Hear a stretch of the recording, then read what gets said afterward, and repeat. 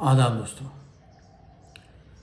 English अदब में अगर शेक्सपियर का नाम निकाल दिया जाए तो पीछे कुछ नहीं बचता।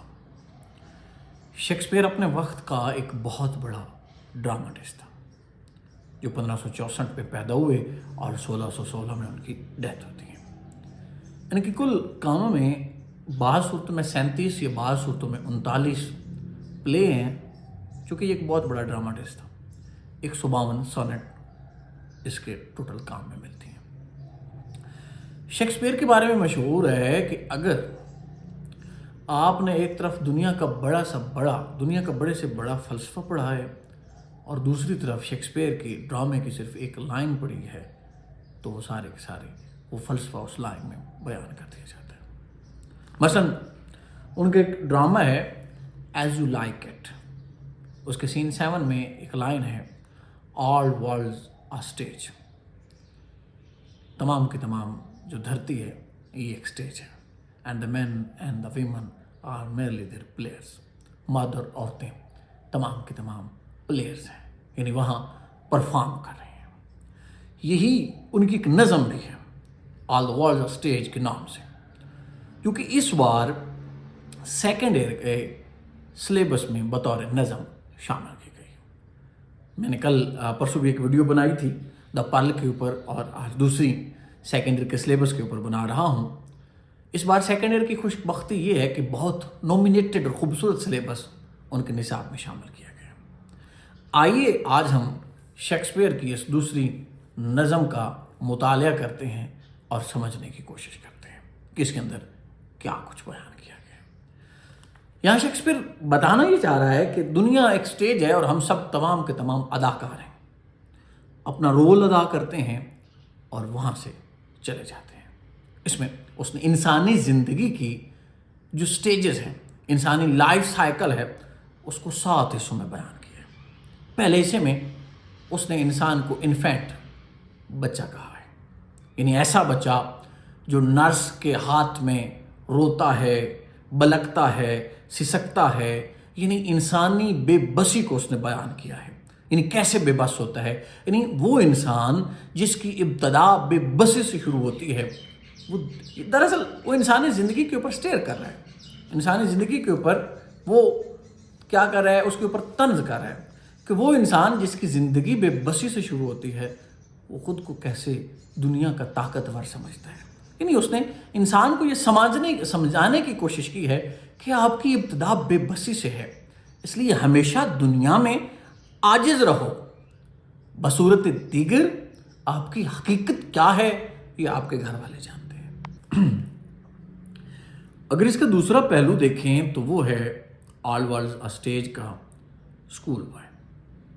शेक्सपियर कहता है कि जब बच्चा इन्फेंट से अगले मरहले में जाता है तो वहाँ क्या रोल अदा करता है, कौन सा, यानी रेंगता हुआ किसी गूंगे की तरह स्कूल जाता है। वो जाना नहीं चाह रहा होता लेकिन उसके ज़बरदस्ती भेजा जाता है। यहाँ भी वो बताना ये चाह रहा है कि हम सारे के सारे हमारे ऊपर जो रोल है वो थोप दिए जाते हैं, हम अपनी मर्जी से कुछ नहीं करना चाहते।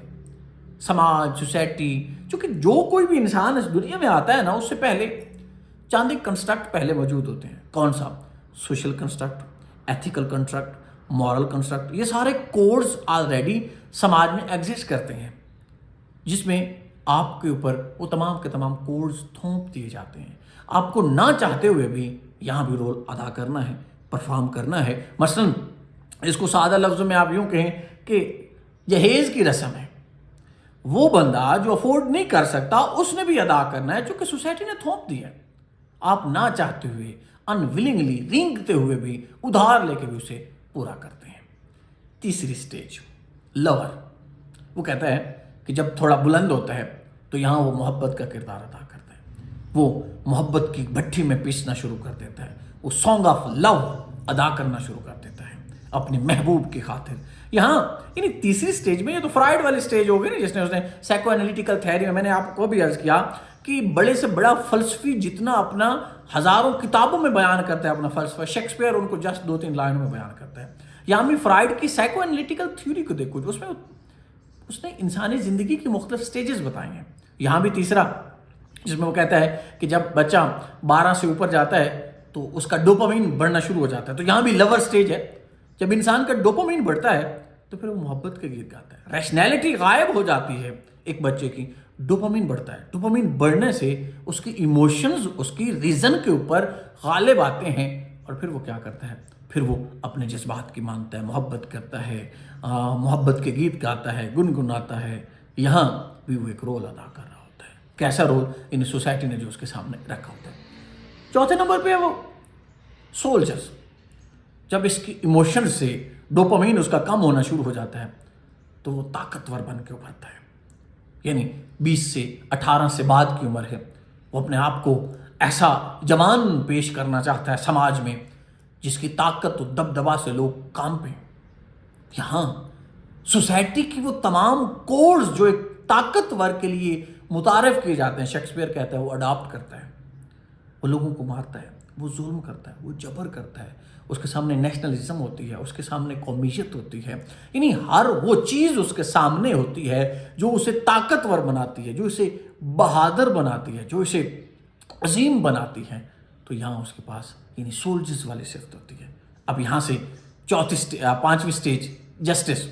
یعنی جب 30 سے اوپر جاتا ہے اس کی داڑھی کے بال سفید ہونا شروع ہو جاتے ہیں, اس کا پیٹ باہر نکل آتا ہے, عقل مندی کی باتیں کرنا شروع کر دیتے ہیں, اس کا ڈوپامین ختم ہو چکا ہوتا ہے, ریشنل تھاٹس اس کے بڑھ چکے تھے. شیکسپیئر کہتا ہے اب وہ لوگوں کو بھاشن دے گا, اب جسٹس کی بات کرے گا, لوگوں کے متعلق رائے دے گا, لوگ اس کی بات کو سمجھیں گے, سنیں گے کہ فلاں صاحب کیا کر رہے تھے.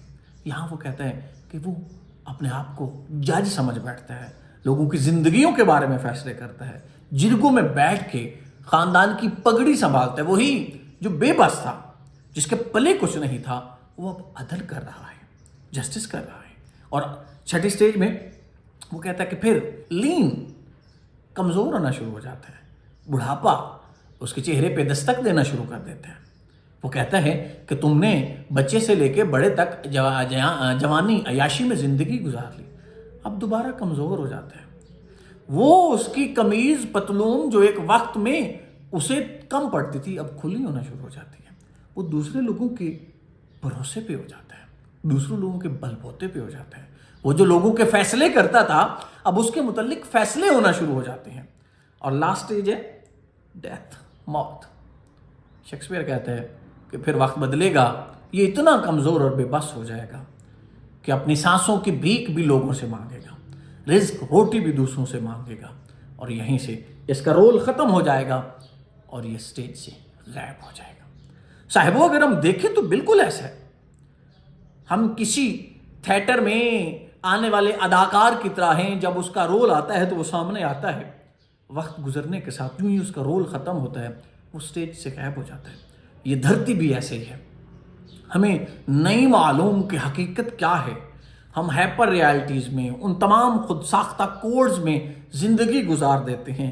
بے بسی کے عالم میں جو ہمارے اوپر تھوپی گئی, اسکولنگ کے دور میں جو ہمارے اوپر تھوپی گئی, ان کو ہم ایبسلیوٹ ٹروتھ اور پھر ان کے متعلق زندگی گزار دیتے ہیں. کل میں نے میتھ ہیڈ کی ایک کوٹیشن پڑھی, وہ کہتا ہے کہ کتابیں مجھے کامیاب ہونا نہیں سکھاتی ہیں بلکہ مجھے وہ سچ سکھاتی ہیں, اور اس سچ کے متعلق شک سکھاتی ہیں جو بیانڈ دا ٹروتھ مجھے بتایا گیا تھا. تو ہمیں یعنی اس تمام سٹیجز میں وہی ہائپر ریالٹی ہے, وہی سچ جو بتایا گیا ہے اس میں ہم پرفارم کر کے چلے جاتے ہیں. تو شیکسپیئر کے اس ڈرامے کا, اس نظم کا کریٹیکل اپریسیشن اگر ہم کریں تو یہی ہے کہ ہم بے بس ہیں, لیکن اس بے بسی کو طاقت بنانا چاہیے ہمیں سوال, جستجو اور تحقیق سے, تاکہ اس دھرتی کو خوبصورت بنا سکے. آدھا